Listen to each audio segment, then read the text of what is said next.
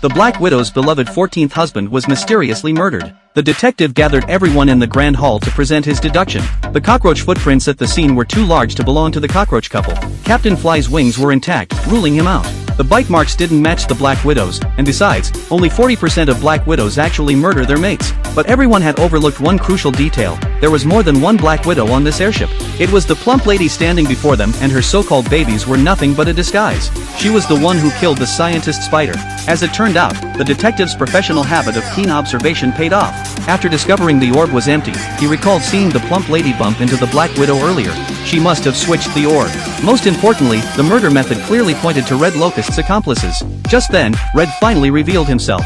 This had all been part of his plan. With the Locust population dwindling, he had enlisted the scientist to develop a genetic serum. However, the scientist fell in love with the Black Widow and decided to abandon the harmful research, planning to flee with her. Red, unwilling to let go, sent his agent to swap the orb and consume the serum himself.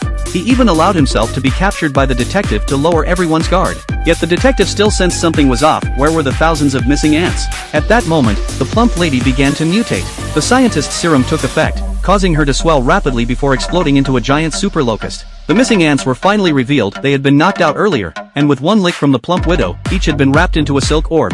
As the detective recovered from the blast, he realized that nearly every insect, regardless of species, was instantly cocooned upon touching the silk. Seeking revenge for her husband, the Black Widow charged at the mutated super locust, biting and injecting her venom. But the scientist's serum was potent. It rendered the locust immune to her poison, and she too was quickly enveloped in mutant silk. Red mounted the super locust, and with a twitch of its antennae, a signal was transmitted. All the silk-cocooned insects, including the thousands of missing ants, transformed into locusts of the same kind and swarmed toward the land.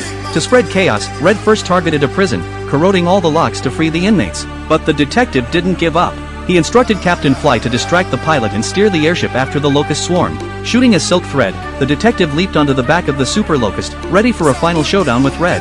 The super locust continued emitting signals with its antennae, controlling all the mutated locusts, and spiraled through the air to throw off the detective.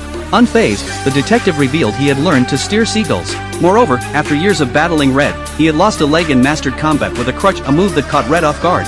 In the struggle, Red snapped off a piece of the crutch, only to realize it was actually the super locust's antenna.